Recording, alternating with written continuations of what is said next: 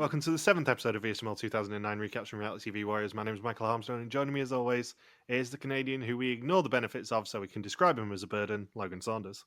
Good afternoon. And the guy who marks out his calendar on a Wednesday morning with the phrase blah blah blah Belgium, David Bindley. Good morning. Good morning, little peek behind the curtain intro for you there, because the blah blah blah Belgium quote from Dennis really made me laugh. I mean, it's the best way to describe Europe. Yeah, especially given our situation at the moment where I'm watching Belgium and then Vidum on a Monday, and then not having to talk about Belgium to you guys until we talk about it on Tuesday. Fun times. We're getting towards the end point of the season. It feels like we just started this historian season. We're already on episode 7. I know. We are 2 more episodes after this. And then all is revealed. Will you have got a clean sweep on Annick or not?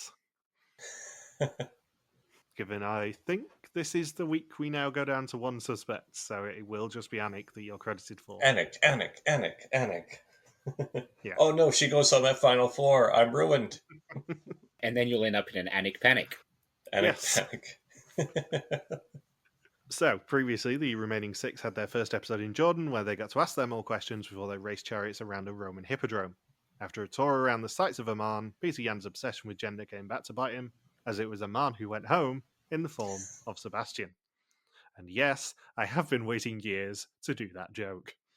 Yeah, it wasn't a woman who went home. So, to recap, people won an amazing race, but lost a chariot race. Does that mean Tigers could win a fight against Phil Keoghan? Yes, I believe it does. Okay. But only if he goes around their habitat on a little safari vehicle whilst trying to spray water to reveal a 4-digit code. Okay. Pieter Jan says that his mole went home in the form of Sebastian, so who is it now? Cautious Annick, jovial John, innocent Vivienne, Rick, or Dennis? He has no idea, and he fully admits it, as you probably should when you're wrong. Yeah. I love that, he doesn't even bother, giving a hint to the episode. It's just like, who's the mole? I have no fucking clue. I know we said this last week, but it's refreshing for Pieter Jan as a mole host to not know who the mole is. Yeah. It's very rare, because, it was a very early mole trope of the host doesn't know who the mole is, and quite infamously, Glenn didn't know who the mole was in the Canada series until he had to be a part of one of the clues and find out that it was that person. But I genuinely cannot remember any more recent examples of the host admitting that they've got no fucking clue. Yeah. Yeah, I'm surprised Pieter Jan at the start, not only did he say, my mole is gone, instead he would say, my mole is gone, and I've certainly lost my fantasy pool for this season. Yeah, god damn it, I've lost first suspicions. I was so convinced it was him. And then it shows his wallet, 300 euros, and then it shows the deduction during a pot drain, 200 euros. As he pays somebody off screen. But I'd fully forgotten that Pieter Jan has no idea who the mole is this season, and he fully admits it at the start of this episode. He's just like, I have no clue anymore. Yeah. Work it out yourselves, idiots. Yeah, he types in people's names at the execution. Let's see. Rick is safe. Dennis is safe. Vivienne is safe. Annick is safe. Mr. Bean is safe. Pieter Jan, red screen. I just red screened myself. Pieter Jan just held back at the stately home to type in everyone's name so he could find out if they got a green or a red screen himself. Yeah. He gives himself a montage. Takes himself out to the cab. Yeah. You've had a great experience. But you gone. I gone.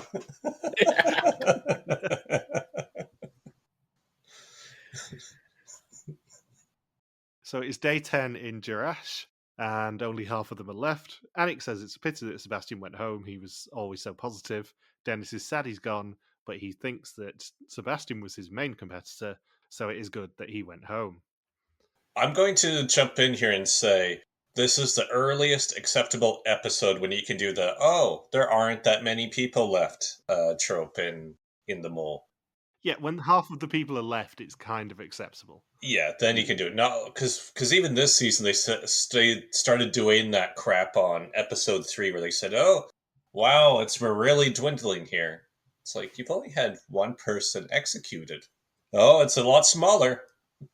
Basically, when you get to the end of the first batch of Netflix Mole, then you can say the group's getting a bit small. Isn't that like 80% of the season? It was half the season, but yes. But Netmole doesn't even eliminate that many people in the first batch, because they back end the eliminations. Yeah, so they get rid of like 2 people in the first 5 episodes. Then you can say that the group's dwindling, and then it's just rapid fire after that. And then the group Yeah. is actually dwindling. So we're reminded that Dennis and Vivienne have a pact, and we're told that you're not going to sacrifice yourself for someone else, so they must have trust.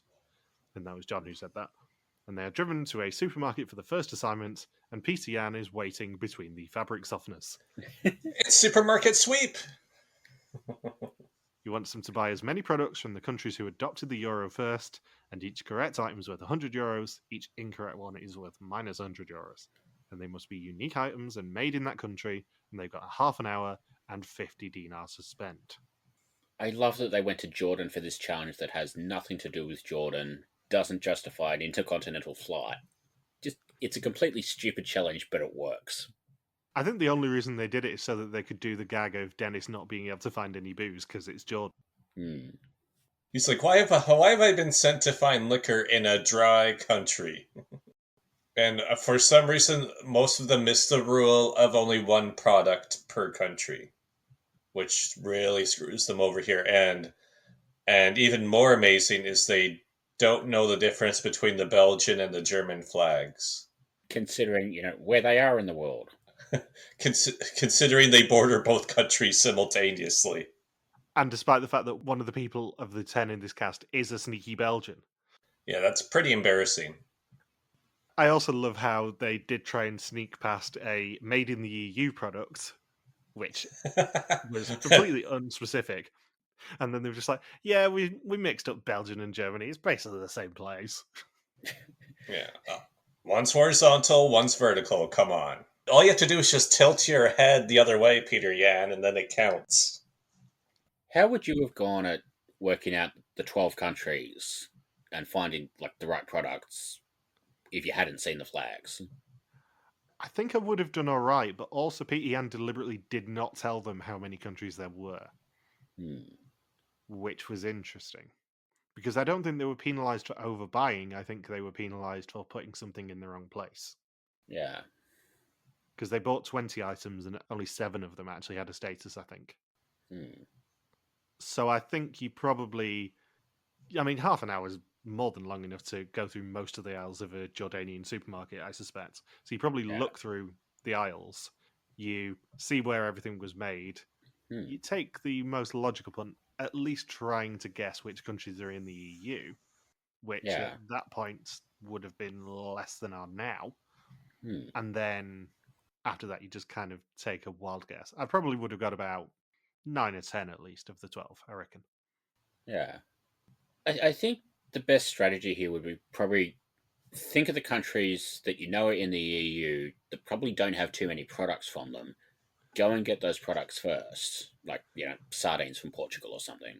And then find things from the big countries like Germany and France that are going to fill out the supermarket. It's specifically countries that adopted the euro as well. Yeah. So it's only the 12 countries that adopted the euro initially, I believe, rather than the probably 24, I'd guess, European Union countries at that point. Yeah. Maybe all 26 were in there by that point, I can't remember. Or 27. Not counted us, obviously. So Dennis tells them they can get as many items as they want, as long as they're different and made in euro countries, and Vivienne agrees with him. And they end up with 20 products in the trolley, and then they see the flags for each country, so realise it's 1 per country, which John did tell them. They don't have anything for Spain, Portugal, or Ireland, and swapped Belgium and Germany for a total of 5 right and 2 wrong, or €300 of 1,200 for the challenge. My favorite thing was right before the start of the challenge when Mr. Bean is talking to Annick. He says, I didn't go fully for one person, but for the most part I did. So I either did really well on the quiz or I barely made it through. I'm thinking that, I think you just explained how quizzes work, Mr. Bean. I like Dennis continuing his whole leitmotif of complaining about everything when he goes on and on and on about how expensive the diapers are. It's like 15 out of the 30 minutes were spent on Dennis whining about diapers. It's like, if Hugo's not in your cast, why are you so worried about diapers?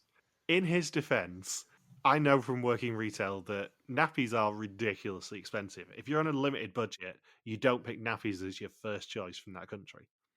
I did love at the end of the challenge, Pieter Jan comes up and he's like, "So, did you have fun shopping? Like it was like a once in a lifetime experience."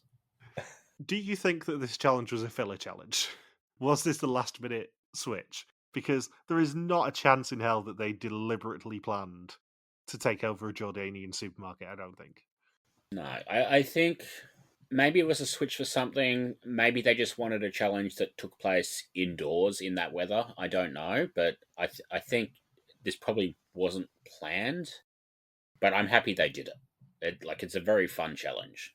Especially when it's sandwiched between the ridiculously cool Riverwalk challenge and the ridiculously cool Hippodrome challenge. Yeah. Then leading on to the Dead Sea. And somehow, I don't know how they were able to not make this super noticeable, but they throw in Dexter music in a supermarket sweep challenge. And they didn't even buy any plastic wrap. Well, when you've worked in retail long enough, Saunders, you want to become a serial killer, believe me. Yes, you do. I genuinely cannot list some of the names that I was called when I worked in retail. There was one so offensive at like 10 o'clock at night when I was dealing with a drunk customer that he actually ended up getting barred because he was so rude to me. Oh, wow. Yeah. That was when he called me a scruffy Kink. That's not too offensive. I've had worse. Yeah, not in Australia. That's supposed to be known as a polite greeting. Yeah, it's punctuation in Australia. Yeah. Term of endearment. Yeah. I mean, also, you kind of are, so.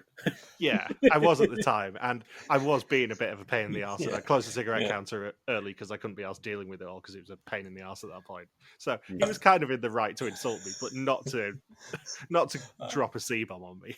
Yeah. Offensive, but accurate. Yeah. It's the best kind of accurate. And I think at that point in retail, I was slowly losing the will to live as well. So I was very, because I was working up till 11 o'clock at night, I was quite sarcastic with people for the last 2 hours when I was on my own and nobody was there to stop me. Way ahead of you there. Yeah, I was a lot more blunt with people at that time of night than at like midday, for example. Yeah. Imagine if he got the role of Vivienne in the name the customer at the hotel challenge. It's like, no, that's not their real name. Wait, if we're going in alphabetical order, do I go by Scruffy or by? I think we got rid of the scruffy Kink last week. I would just love it if Vivienne got her list of 25 names out and it was just really offensive nicknames for everyone. Baldy, beardy. Just absolutely zero filter, and it's just all capitals. Woman? ?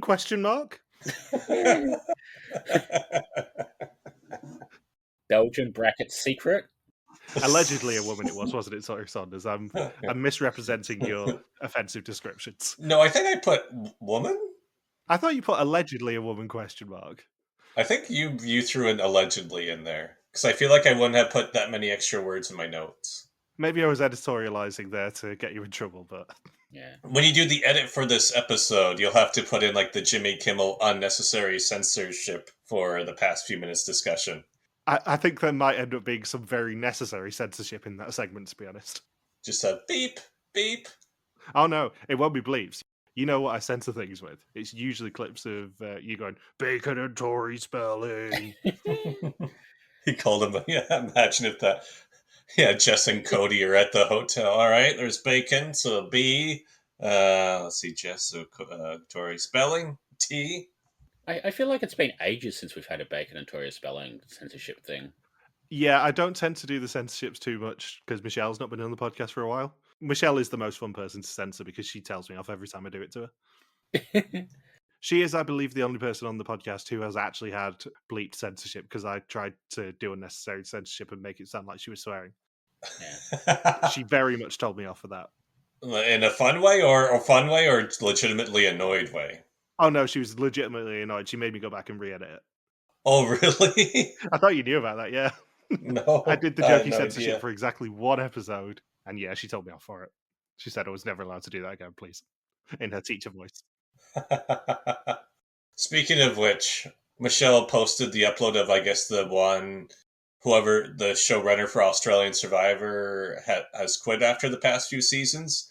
And just the people were so stupid thinking that it was, oh, that's JLP is quitting. It's like, no, it clearly says it's the executive producer. And another person said, oh, it must be because they didn't like this past season. It's like, you have no idea why the person is stepping down. I mean, I'm sure it's completely coincidental that they stepped down after all the accusations that Morgan put across, but especially given Endemol Shine are having a lot of fun with maths at the moment. Between all of those accusations and then sort of past contestants coming out and saying stuff, like, Yeah. I think they may have been pushed. Yeah, given that there is, I believe, still some sort of domestic violence criminal case to do with Endemol Shine in Australia at the moment. Oh, Thanks to maths and someone punching a wall and duty of care and all that sort of stuff. I suspect that ESA are being slightly careful at the moment of any public accusations, shall we say. yeah. Did you see that clip on Instagram of Winna from Australian Survivor on a podcast? Yeah, it was in our chat, wasn't it? I think. Yeah. Oh, that was from the chat, yeah, where he said, yeah, they made me pick the sushi shirt after they rejected like the 10 other clothing items I submitted. Thinking, you've got to be kidding me. I wish I could say I was surprised. Anyways, Vidum. So Vivienne pulls Dennis aside and wanted him to try and help her mislead Rick and Annick so they can go to the finale with John, seems though they both suspect him. And Pieter Jan tells us they're finally doing well and bonds are forming. It almost seems to be more dangerous not to have a bond at this point. They're about to find out in the heat of Jordan that ice is not just for cooling down, but also can be a burden. And it is day 11 in Wadi Mujib, and they will be exploring it. And they must reach the end before the block of ice by him melts. At the end, they will find another block, which they will have to smash within 2 minutes, and if they succeed in both, the money encased in the ice will be doubled. The Mexico 2 cast would have been dead after about 50 meters in this challenge. Oh yeah, couldn't sit down. I just have images of Rianne sitting down in the least wild bit of the rapids. She's like, go on without me. This does look like it was quite a walk, though. Like, I looked it up, just trying to work out how long it is. And the suggestion I saw was it's probably about a 3-hour walk one way. Wow. Yeah, so, like, I'm amazed, A, that they got the ice there before it melted, and B, that they got the second ice block there without it melting, and just had it sit there for 3 hours. Or maybe they waited until they were like right there and then hang it up. Yeah. Surely it was only a section of that river walk, because that is far too long in the heat of Jordan, I suspect. Yeah. But also, we say this a lot about certain challenges and why they're so good. This could not be done anywhere else in the world. This was a legitimately cool challenge.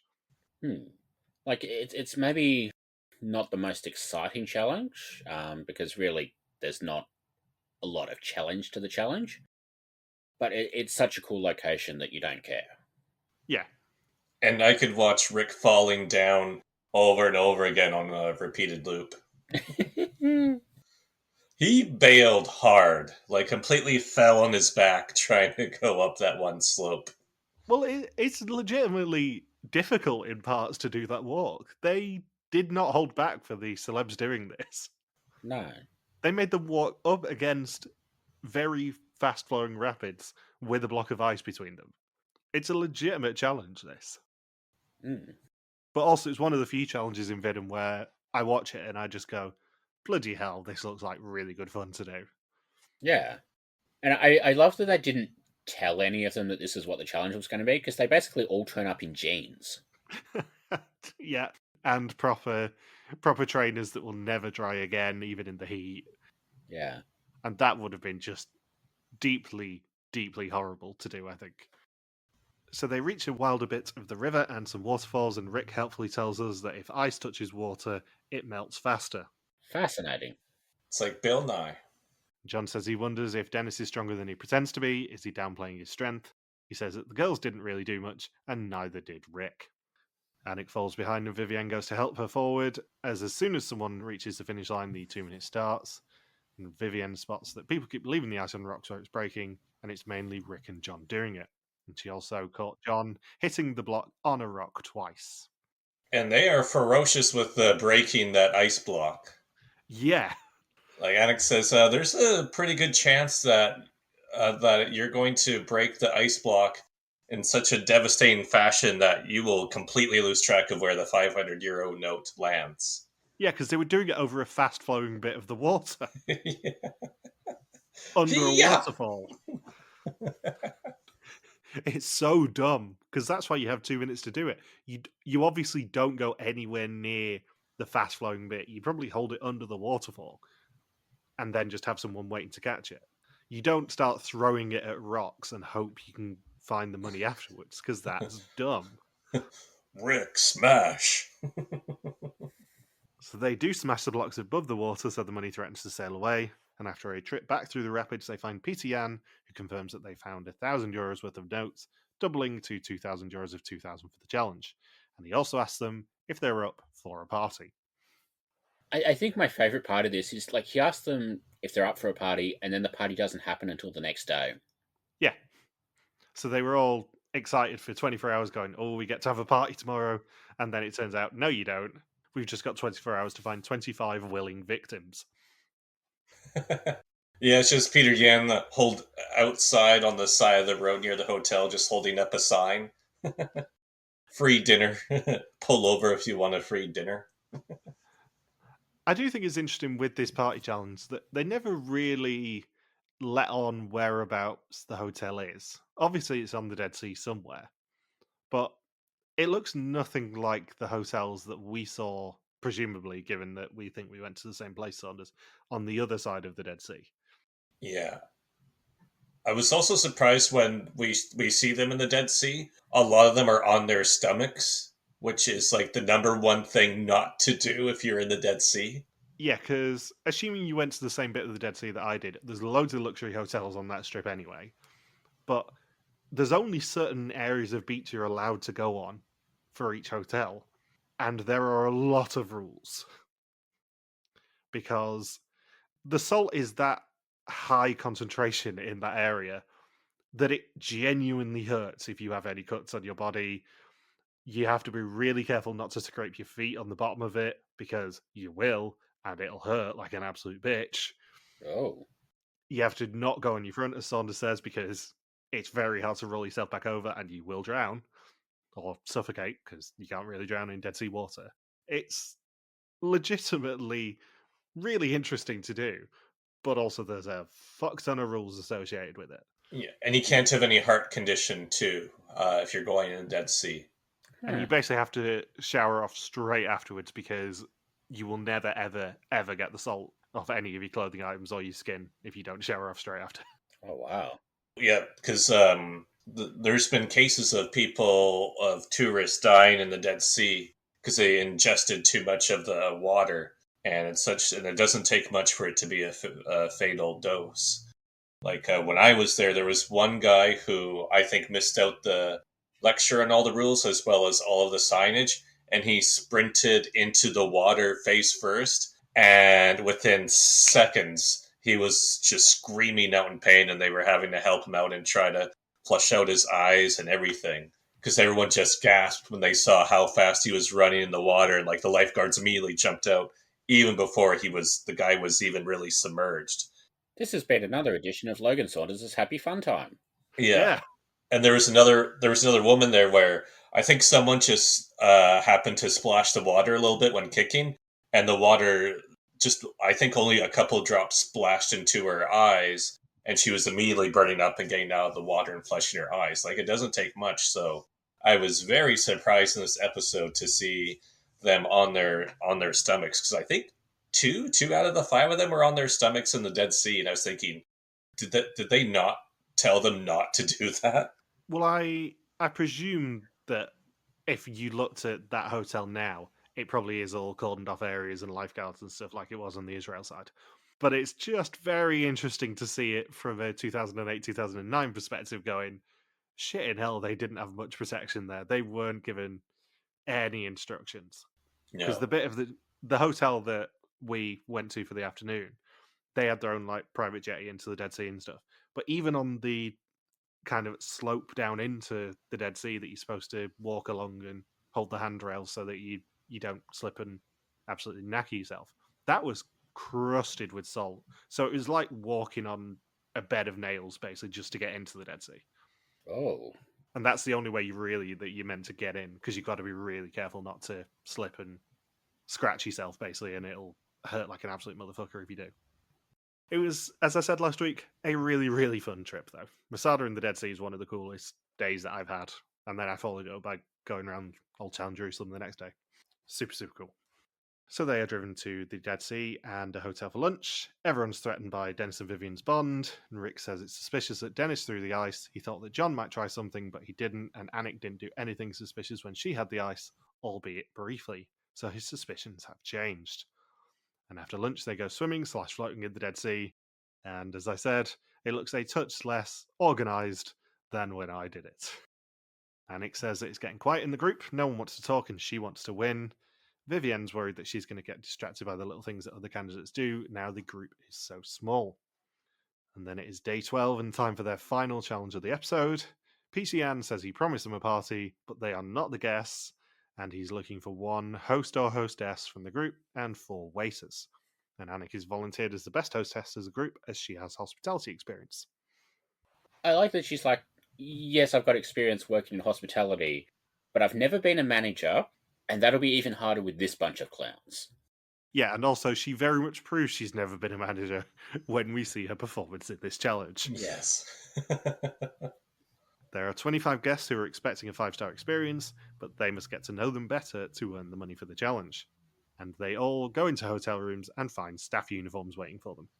I like the twist that all 25 guests happen to be Facebook friends with Vivienne before the season even started filming. Can we say how you described this challenge to me earlier, Bindles? Because it really tickled me. Sure. Bindle sent me a message this morning saying that he'd watched this episode and it was very amusing to see Vivienne autism her way through this challenge. It was very impressive. Like, Vivienne is insanely skilled at getting to know complete strangers very quickly. And it gives you insight into why she's probably made such a deep run in this season as well. Yeah, I think Vivienne is a very early example of genre savvy for Vidum, in that she knew what sort of a challenge they were going to inevitably make them do here. So she got ahead of it by just making a note of everyone's names and where they were sat at the table and all their relationships and literally everything that production can ask them to do in this challenge. Yeah, because with a lot of these players, it's just, oh, I'm such a fan of Vidum. I know there'll be a luggage challenge, a laser game, but Vivienne takes it one step further. Of okay, it's one thing to know what challenges to anticipate, but it's another to know how to break them or succeed at them right from the get go. And she was thinking like a producer during this challenge and anticipated what they would be tested on and how to succeed at it. Correct me if I'm wrong, Bindles, but is this the last time that they do this sort of a challenge until they do it in Mexico too? Wasn't it in the Dominican Republic season? Didn't they do a variation of it? They did the restaurant service challenge, but there wasn't really. No, there was the party in Sri Lanka. Oh yeah, good point. There's one challenge. I'm going to be vague here because Logan hasn't seen it, where it's basically you're having a party with 75 people, go and get to know everybody, and then at the end of the party, the challenge is, okay, all these people have to go home now. You have to give them the gift bags that we've marked with their names. Just make sure everybody gets the right name. And there's 75 people to do this with. And I think it's if you get 50, you get €1,000 or it's 65 or whatever. But I think this one is a little bit more fun because this one, they're actually doing something as a distraction in the meantime. Yeah, my point here was that Vivienne basically breaks this challenge for years to come because she's just too good at it. She absolutely just steamrolls through this challenge and goes, yeah, you can throw whatever you want at me. I'm going to get it right. I even know their social security numbers. Yeah, multiple people are trying to sabotage this challenge. But really, the only thing that stops them getting a perfect score is Annick misspelling somebody's name on their name tag. Yeah. Vivienne is very impressive in this challenge. And honestly, in a lot of the season, I think she's probably one of the smartest people they've ever put on this show. Yeah, this is a tour de force. I'd forgotten that she does this in this challenge. Hmm. There's so much of this season that I'd forgotten, to be perfectly honest, and like it's really fun on a rewatch. Yeah, like it's one of those seasons where I think a lot of the things you remember about this season are the challenges being cool, like the chariot race, running up the gorge, things like the Ferris wheel, or like those sort of things. You don't really remember many of the characters so much because it's one of those seasons that's like all challenges all the time, and a lot of the challenges are okay. Here's one simple idea. Let's see how far we can push it, and maybe the mole will sabotage, maybe they won't. Rather than okay, here's a challenge with 27 layers. The mole is going to sabotage this one in this way, this way, this way, this way, this way. I think it's sort of an interesting contrast to Belgium at the moment, where Belgium, as good as it is, a lot of those challenges probably could stand to be a little bit less complicated. Where this, I think, a lot of the challenges probably need another layer, and that's what's preventing them from being as memorable as some of the stuff we get in El Salvador and Japan and Hong Kong, Philippines. I think they're on the right way, and you can sort of see how Japan happened as a reaction to this, in the same way that South Africa and Argentina are a pair in Belgium. But I think this is a very good season for what it is. Yeah, I think we'll probably discuss this more in a couple of weeks, but it's noticeable for me on a rewatch how whistle stop this season is. Yeah. Like they are this episode and last week, I think, were both exactly 50 minutes. And they're Hmm. doing 3 challenges and character moments and everything else. And Pieter Jan doing 2 speeches per episode and the test and execution. And it's so crammed full, but it doesn't really get a chance to breathe a lot of the time. Yeah, and I don't remember when they switched to from 50 minutes to a full hour. I can't remember whether it's Japan or El Salvador, even like a little bit further. I think it's later than that. I think it's after it goes off Thursdays. Oh, So I think it's kind of Hong Kong, Philippines time was when they start properly expanding it. hmm. Yeah, it's weird because like Japan, even though the challenges in Japan are more complicated than this season, and I think you sort of get to understand the challenges a bit better, and you get to see the cast a bit more. So I don't know necessarily what changed in between the two seasons that sort of makes this one less like feel less cohesive, I guess would be the right way to put it. Yeah. I'll also say on the Belkia point, the challenges this week, just to date it slightly, are slightly less complicated. They're more Belkia pacing. Oh, good. Anything you want to say about this challenge, Saunders? Just that, yeah, the how Vivienne absolutely carries this challenge, and I like how after they had earned what was it, the 850 euros for putting almost everybody in the correct order, that then in production throws in the twist of okay, if you can group them correctly based on who they are here with and how they know each other, then we'll double it. But if you're wrong, we're going to take that doubled amount out of the pot just as a way to tempt the group into. I'm sure production was thinking if they go for this, they are guaranteed to lose 1,700 euros. And then you have Vivienne saying, you know what? I think I can beat production at this, even with the trap they've set up. And sure enough, she does. And I'm just picturing production in the back room saying, how did they do this? How did we go from having somebody remove 6,000 euros from the pot to restoring those 6,000 euros and then adding this additional 1,700 euros? And all of our plans are being foiled. It's quite noticeable. By the end of this episode, they have earned pretty much more than you can earn as a maximum in any of the modern Venom seasons now. I want to say by the end of this episode, their current pot total is higher than the last two flagship seasons combined, right? Yeah, but both of the last 2 seasons were below 9 grand. Yeah. So that really puts in perspective right there. And we still got 2 more episodes to go for them to earn even more money. this part is actually almost as much as Renaissance and Cambodia combined. Wow. And Renaissance is by far the most of any of the Rick era. I love that Vivienne in particular does so well at this challenge when during the challenge we learn that she's never seen or heard of Tabbouleh before. Well, that's also something that I think probably would have changed had they done this challenge now. Yeah. In that, certainly the hotel that I had lunch at when I went to the other side of the Dead Sea, that was deliberately a buffet, very international food.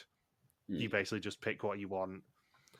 I'm not sure that these people who sat down for this meal had any choice of what they were getting served. No.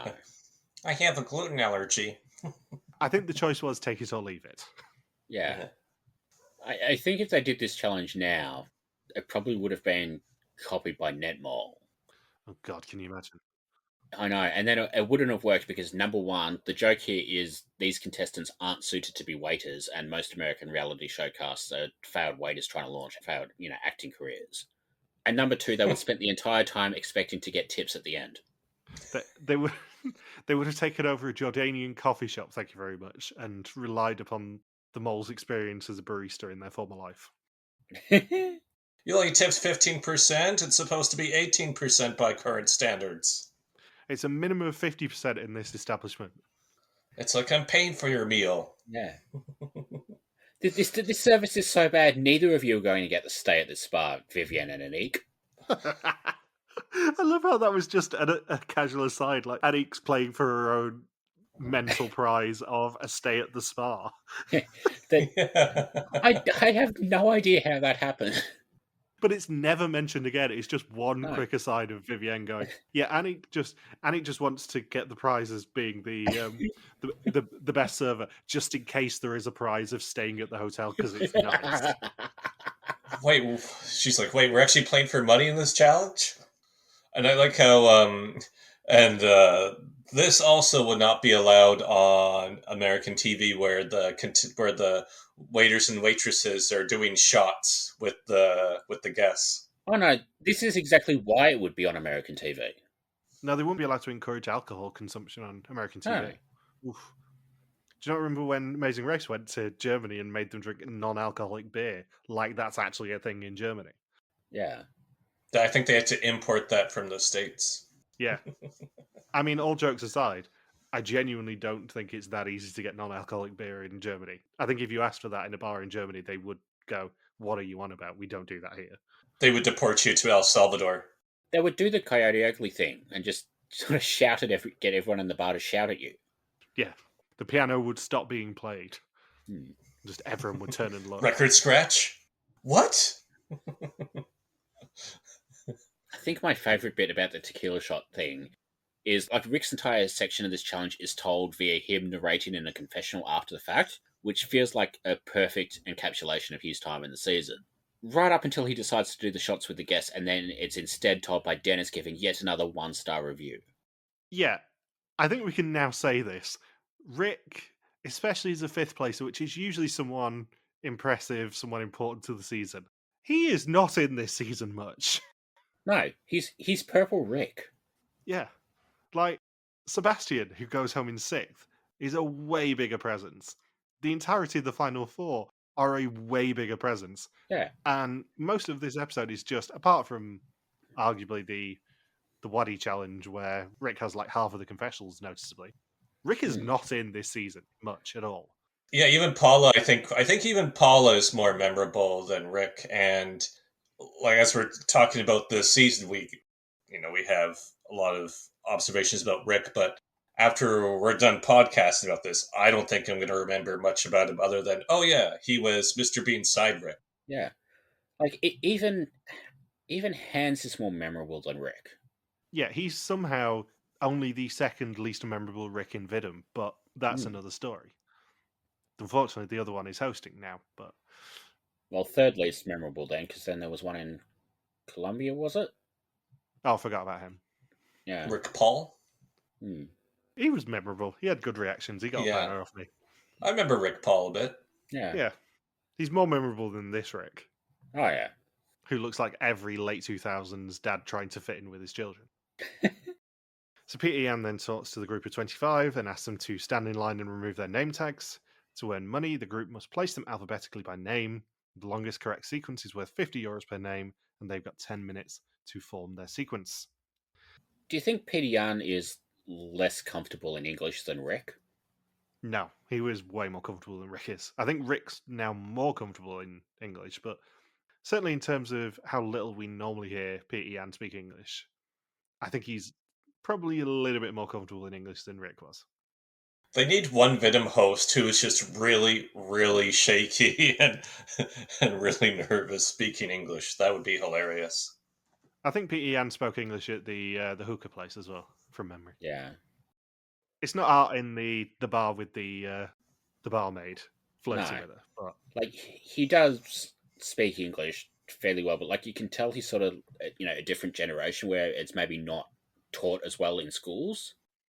yeah. But then also he did have to raise Sam Hagen, so he's probably used to hearing people swear at him in 7 different languages.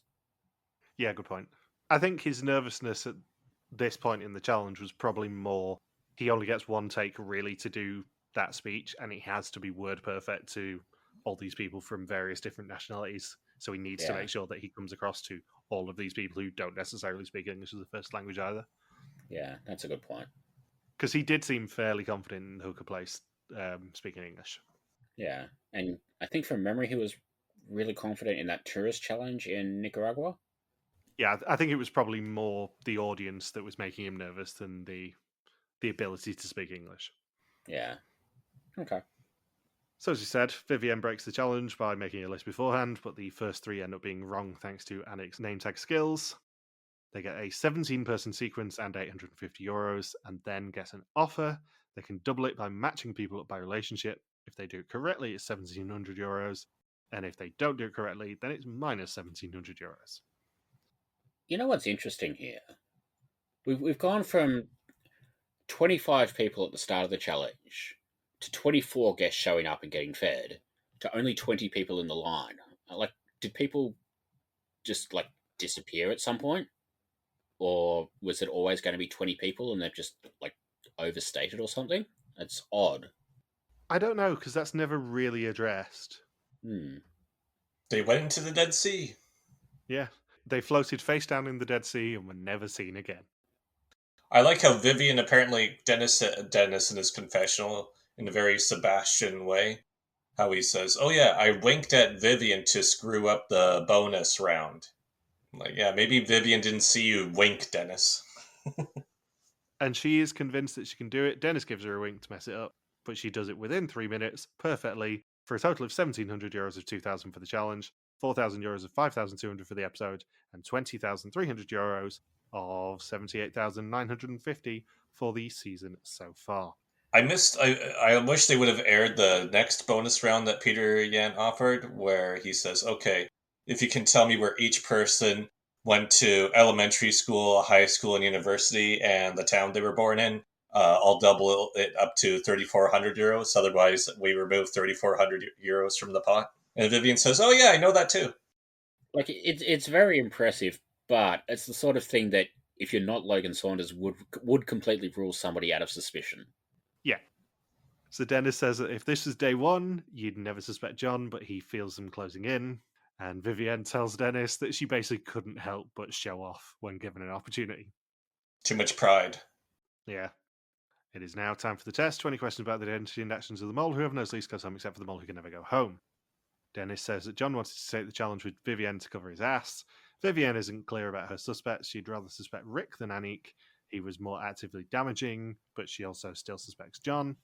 Rick says he didn't get any confirmation from anyone. It makes it harder. He's following his instincts. John says Annick comes up most in his mole book, but Dennis is so hard to follow. Sometimes he wins money, sometimes he spends it. His behaviour in the restaurant was weird. Annick says she's still on John. He struggled with the ice challenge, which could have been an act. It was a heavy block of ice, but it was not exhausting. Pieter Jan tells them that they're going to visit some world wonders in Jordan, but one of them won't be coming along. Rick volunteers for the first screen, and it's an instant red. And we also, more importantly, see on the screen that you can now buy the 9-year celebration DVD of Vidum. I didn't know that too. Well, it goes back to what I was saying about the weird first challenge last episode. Like, it felt like they were trying to celebrate 9 like it was a milestone, but it's not. 10 is a milestone. 9 is just a weird thing to celebrate. What's funny is that when they were showing them all take the quiz, how everyone's suspect is mentioned except for Rick. And I even put in my notes, Rick didn't get confirmation from anybody. He's just following his instincts. Rick is going. Because everyone else points to a specific suspect. It's like, well, I guess I know who's being executed this round. Like, even his exit montage, like with other people like Sebastian, it was shots of him doing things in different challenges. Rick's is basically him being confused in a whole bunch of different environments. And his reaction to smoking shisha. Which arguably is something that we do need to be reminded of because it was hilarious at the time as well. It should have just been going back and forth between that and him falling backwards in the ice block challenge. It should have just been those two. It should have been just those two clips repeatedly. I don't think him falling over was in his montage, was it, in the end? No, but it should have been. But I did note when I was watching it, I'm like, Saunders will be all over this. He'll love the fact that Rick fell over. I mean, he just completely bails. And Pieter Jan sticks the knife in a little bit more by saying that he was wrong, very wrong. He says he went for one person too much, and he's glad he got to do the show. Yeah. Yeah, Pieter Jan just says, yeah, you were even more wrong than I was about Sebastian. Yeah. I had a chance to change, and you didn't. So next time, there is a train ride, balloons, a visit to Petra, a rather infamous visit to Petra at that, lasers, and they interrogate each other once more. A third time? A third interrogation? Yep. Completely unnecessary. Yep. So, final 2 questions of the episode. Who do you suspect, Saunders, and who do you think is not going to make the final 3? Let's see, my suspect list was Annick, then it was Rick, then Vivienne, Dennis, Mr. Bean. Guess I could have swapped the other 3 are just Annick is just who I suspect the most, just far and away at this point. And I think Dennis will be executed next. Interesting. And who's your sneaky Belgian as well? I think it's still Vivienne. I think Flemish people remember names better than Dutch people do. Cool. Have we eulogized Rick as well? I just kind of skipped over it because he's so boring. Yeah. He gone? He dead, see? Yeah. He dead, see? It is not nice to send him out with a C-bomb, Bindles. Yeah, he fell face first in the Dead Sea, see? You take that comma back. Anything else you want to say about this episode before I have to edit out more C-bombs? It good. Right. I'm calling this now. Thank you for listening to our Beast of World 2009 recap. We'll be back next week to continue the hunt for an old mole in Northern Ireland and Jordan. Don't forget you can contact us on pretty much every social media platform that isn't TikTok, where we are RTV Warriors. You can email us at contact@rtvwarriors.com. You can also support us on Patreon at patreon.com/rtvwarriors and get early access to the rest of the episodes of the season. Thank you as always to Marika for the subtitles, and we'll see you next week. Peace out and just chill till the next flavoring. Wet and salty? You shouldn't have. I'll be honest, I was fully expecting you to drop another C-bomb there, so I couldn't edit it out. Kink.